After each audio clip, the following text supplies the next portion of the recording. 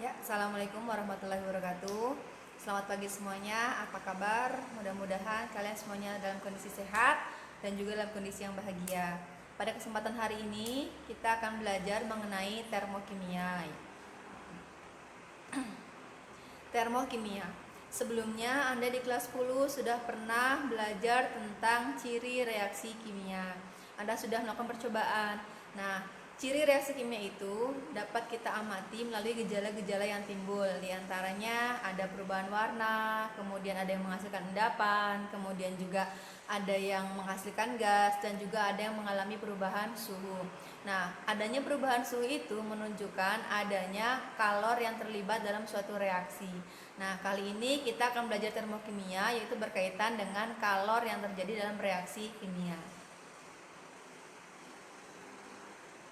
Nah, pengertiannya, apa itu termokimia? Termokimia adalah bagian dari ilmu kimia yang mempelajari hubungan antara kalor atau energi panas dengan reaksi kimia atau proses-proses yang berhubungan dengan reaksi kimia.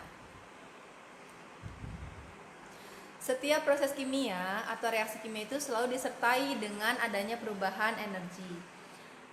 Energi yang menyertai suatu reaksi kimia dapat berpindah dari sistem ke lingkungan atau sebaliknya dari lingkungan ke sistem.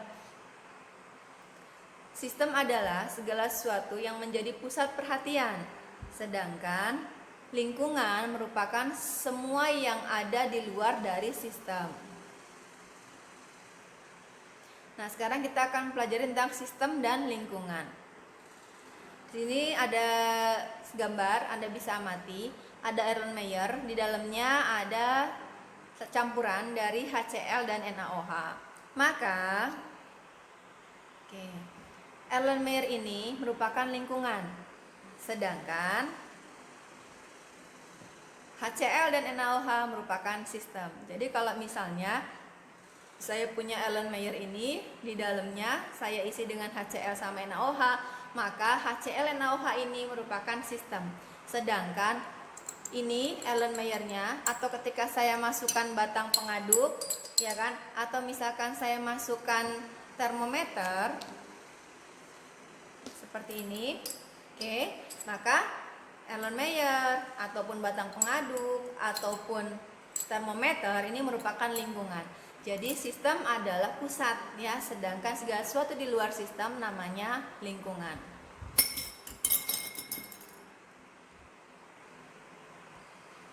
Nah, sekarang berdasarkan interaksi antara sistem dengan lingkungan, maka sistem itu dibedakan menjadi 3. Yang pertama, ada namanya sistem terbuka. Yang kedua, ada namanya sistem tertutup. Yang ketiga, ada namanya sistem terisolasi. Sistem terbuka adalah sistem di mana baik materi maupun energi dapat dipertukarkan dengan lingkungan, atau sistem yang memungkinkan materi dan energi dapat berpindah ke lingkungan. Maksudnya bagaimana? Contoh, saya punya gelas kimia atau gelas apa saja, saya isi dengan air panas. Otomatis, ya kan, kalau saya pegang gelasnya, misalnya ini ya kan, kalau saya pegang gelasnya akan terasa panas. Artinya ada energi yang keluar dari sistem ke lingkungan. Nah, atau misalnya ada asap yang keluar, artinya apa? Ada materi yang berpindah dari sistem ke lingkungan. Itu namanya sistem terbuka, sistem yang memungkinkan baik materi maupun energi dapat bertukar atau dapat berpindah, ya, ke arah lingkungan. Nah, sedangkan sistem tertutup, sistem di mana hanya dapat mengalami pertukaran energi dengan lingkungannya, sedangkan materinya tidak dapat dipertukarkan, atau sistem yang memungkinkan terjadinya perpindahan energi saja, materinya tidak ikut berpindah. Misalnya, tadi saya contohkan di sini gambarnya ada gelas yang saya tutup kan. Ketika ditutup, panasnya akan tetap saya bisa rasakan kalau saya pegang gelasnya ini walaupun saya tutup. Tapi panasnya akan bisa saya rasakan di gelasnya, ya kan? Tapi uapnya tidak bisa keluar, artinya materinya nggak bisa berpindah ke lingkungan. Sedangkan energi panasnya masih bisa pindah ke lingkungan. Kalau lama-kelamaan air panas ini juga bisa jadi dingin kan, walaupun kita tutup. Ya, ini namanya sistem tertutup. pada saat sistem tertutup, materi tidak bisa berpindah ke lingkungan, tapi energinya masih bisa berpindah ke lingkungan. Ya, kali ini saya akan menunjukkan pada kalian tentang sistem terbuka dan sistem yang tertutup. Nah, di sini saya siapkan ada 2 Erlenmeyer, kemudian ada balon. Nah, ini balon akan digunakan sebagai penutup. Kemudian di sini saya punya magnesium. Kemudian ini adalah larutan asam klorida atau HCl. Nah, nanti HCl ini akan saya masukkan ke dalam 2 Erlenmeyer ini, kemudian akan saya reaksikan dengan magnesium. Sebelumnya magnesium ini sudah saya potong kecil-kecil, ini seperti ini. Nah, ini. Nah, ya, kecil ya.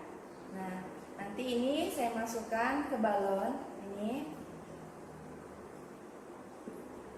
Saya masukkan ke balon beberapa. Sudah masuk seperti ini.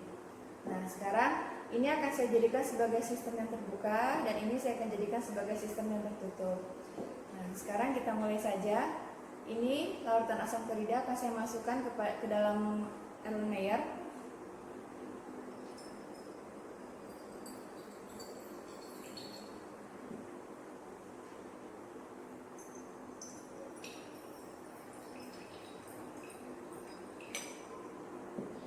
Nah, ini dua-duanya saya sudah masukkan asam klorida. Nah, sekarang akan saya masukkan magnesium ini ke dalam larutan asam klorida. Silahkan amati apa yang terjadi. Lihat, ada asap yang keluar dari Erlenmeyer.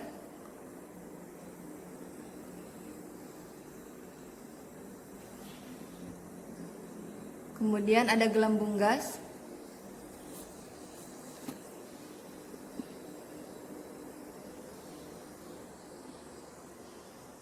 Itu asap yang keluar. Gelembung-gelembung gas.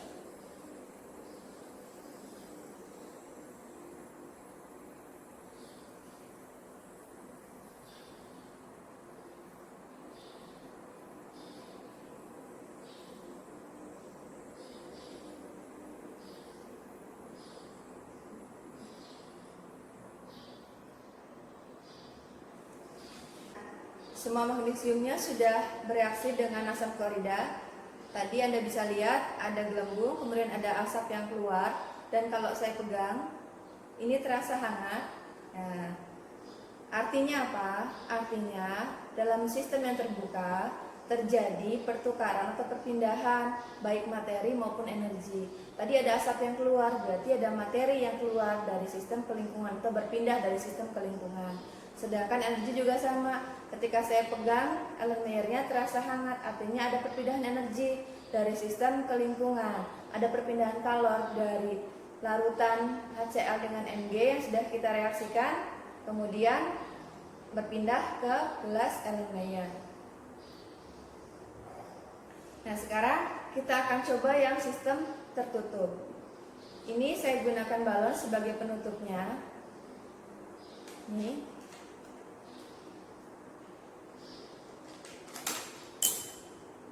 Nih. Nah, magnesium yang sudah saya simpan dalam balon akan kita tuangkan ke dalam larutan HCl.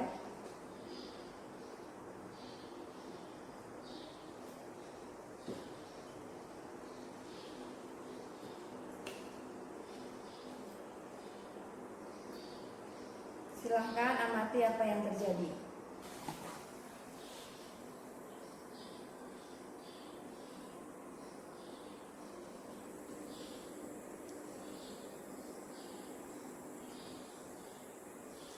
Ada gelembung gas.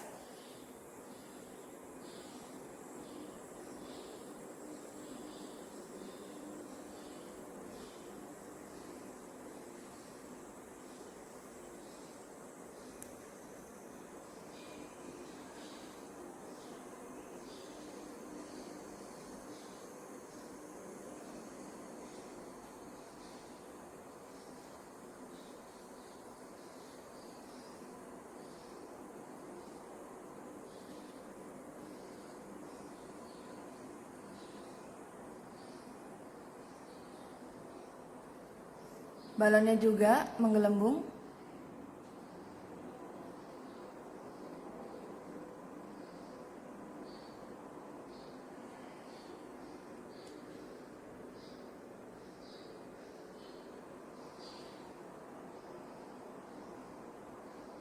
Nah, ini sistem yang tertutup.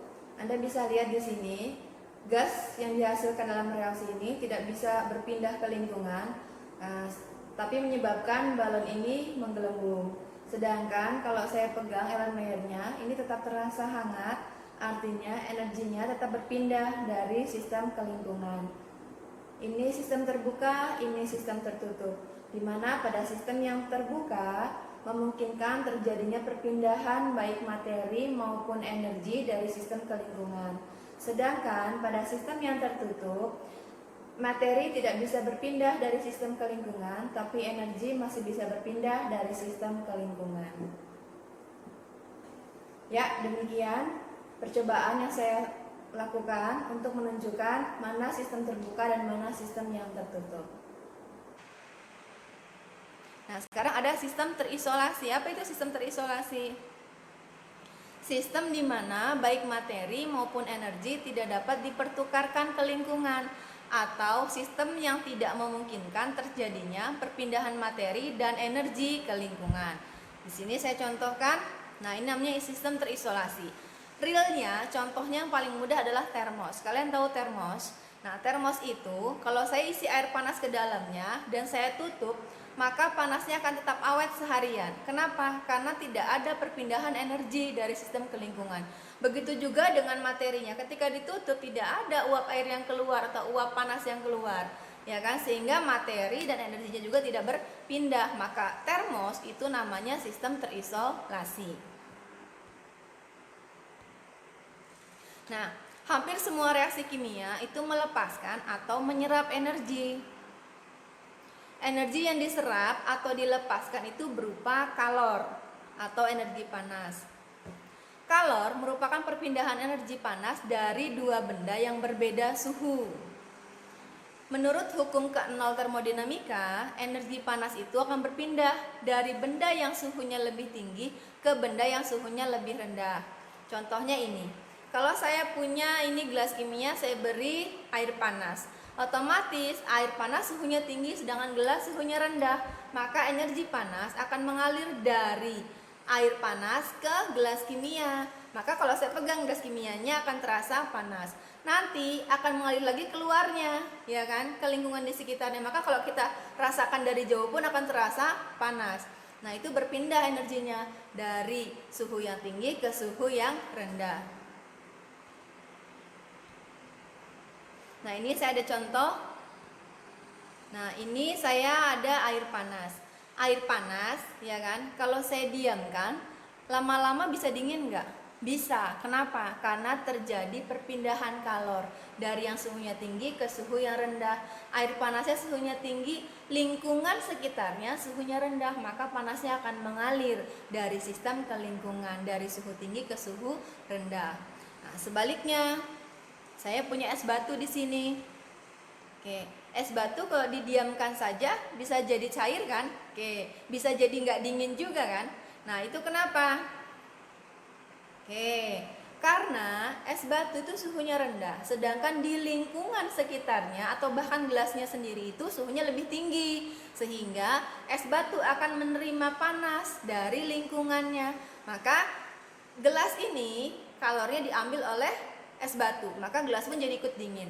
Daerah sekitarnya kalornya diambil oleh es batu, sehingga daerah sekitarnya juga ikut dingin. Nah, karena kalor yang diserap oleh es batu, maka es batunya jadi suhunya naik, akhirnya es batu jadi mencair. Nah, itu namanya perpindahan energi dari energi panas ya, dari yang suhunya tinggi ke suhu yang rendah. Nah, sekarang hukum pertama termodinamika dan energi dalam. Hukum 1 termodinamika merupakan hukum kekekalan energi yang menyatakan bahwa energi itu tidak dapat diciptakan atau dimusnahkan, tetapi energi dapat diubah dari bentuk satu ke bentuk yang lainnya. Artinya dari bentuk energi yang satu ke bentuk energi yang lainnya.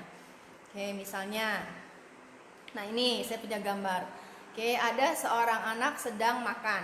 Nah, dalam makanan itu kan menyimpan energi kimia. Ada protein, ada karbohidrat, ada vitamin, ada mineral, ada lemak. Nah, itu namanya energi kimia. Ketika anak ini makan, sudah dikonsumsi oleh tubuh, di tubuh diproses sehingga makanannya itu kan jadi sumber energinya, sehingga anak ini bisa melakukan gerakan. Nah, ketika dia bergerak, maka ada kalor dalam tubuhnya, sehingga tubuhnya jadi panas. Nah, artinya dari energi kimia yang kita konsumsi diolah menjadi energi gerak dan menjadi energi kalor. Jika suatu sistem mengalami perubahan dan dalam perubahan tersebut terjadi penyerapan kalor, maka sebagian kalor yang diserap digunakan untuk melakukan kerja. Nah, misalnya pada pemuaian gas, kerja tersebut digunakan untuk melawan tekanan udara di sekitar. Oke, misalnya kalau saya tiup balon. Oke, saya tiup balon ya. Berarti di dalam balon itu kan ada gas. Nah, karbon dioksida. Nah, ternyata kalau misalnya saya panaskan, apa yang terjadi? Nah, kemungkinan bisa pecah kan? Nah, kenapa bisa pecah? Oke. Nah, lihat. Ketika balon ditiup, gas masuk ke dalam balon. Kemudian saya panaskan. Ketika dipanaskan, maka karbon dioksida dalam balon akan menyerap apa? Menyerap kalor.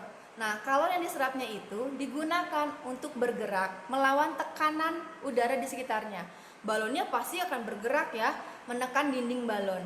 Yang pada akhirnya, balonnya jadi pecah. Nah, tapi sebagian lain dari energi tersebut disimpan dalam sistem, digunakan untuk gerakan atom-atom atau molekul-molekul serta mengatur interaksi antar molekul tersebut. Bagian energi yang disimpan ini disebut dengan energi dalam. Jadi ketika balon saya tiup, kemudian gas di dalamnya saya panaskan, nah energi kalornya digunakan untuk menekan dinding balonnya, ya kan? Kemudian akhirnya sampai meletus, tapi sebagian energinya juga ada yang disimpan. Nah, yang disimpan itu disebut dengan energi dalam. Energi dalam itu dilambangkan dengan huruf E. Suatu sistem tidak dapat diukur energi dalamnya, tetapi dapat diketahui besar perubahan dari suatu proses reaksi yang terjadi. Jadi energi dalam itu kita nggak bisa mengukur. Yang bisa diukur adalah perubahan energi dalamnya. Energi dalam suatu sistem merupakan fungsi keadaan, artinya besar perubahan energi dalam suatu sistem atau delta E dilambangkan hanya tergantung pada keadaan awal dan keadaan akhir. Yang dihitung dari energi dalam adalah energi sesudah dan sebelum proses berlangsung. Nah, ini delta E itu sama dengan E2 dikurangi E1. Delta E sama dengan E2 dikurangi E1 maksudnya apa? Nah, ini E1-nya dan E2-nya adalah energi dalam sistem. Yang E1-nya adalah energi dalam sistem pada keadaan awal, sedangkan E2-nya adalah energi dalam keadaan akhir. Pusat perhatian dalam reaksi kimia adalah proses perubahan energi yang terjadi pada sistem, bukan pada lingkungan. Besarnya perubahan energi dalam suatu reaksi kimia merupakan jumlah perpindahan kalor dan kerja, atau delta E sama dengan Q ditambah W. Delta E itu artinya perubahan energi dalam, Q itu adalah perpindahan kalor, W itu adalah kerja. Nah, sekarang delta E sama dengan Q ditambah W. Q itu kalor, W itu kerja. Nah, jika sistem menyerap kalor, maka Q bernilai positif. Sedangkan kalau sistem mengeluarkan kalor, maka Q bernilai negatif. Jika sistem melakukan kerja, maka W pada rumus tersebut bernilai negatif. Sedangkan jika sistem dikenai kerja oleh lingkungan, maka W bernilai positif. Maksudnya bagaimana? Contoh, saya punya balon. Balon ini saya panaskan. Oke, dalam balon ini kan ada gas. Jadi yang jadi sistemnya adalah si gas ya. Oke, ketika gas dipanaskan, nah balon dipanaskan, maka gas di dalam balon tersebut akan menyerap kalor. Nah, berarti ketika dia menyerap kalor, berarti Q-nya itu bernilai positif. Tapi kalau balonnya melepas kalor, maka Q-nya itu bernilai negatif. Nah, kemudian jika balon dipanaskan terus sampai meletus. Nah, artinya apa? Gasnya kan menekan keluar, berarti dia melakukan kerja. Nah, ketika dia melakukan kerja, berarti W-nya bernilai negatif. Kebalikannya nih, kalau saya punya balon, saya tekan. Nah, saya tekan nih balonnya. Berarti yang kerja gas di dalam balon atau dari luar? Dari luar kan? Nah, kalau begini, ketika balon ditekan berarti balonnya itu menerima kerja. Gas di dalam balon itu menerima kerja.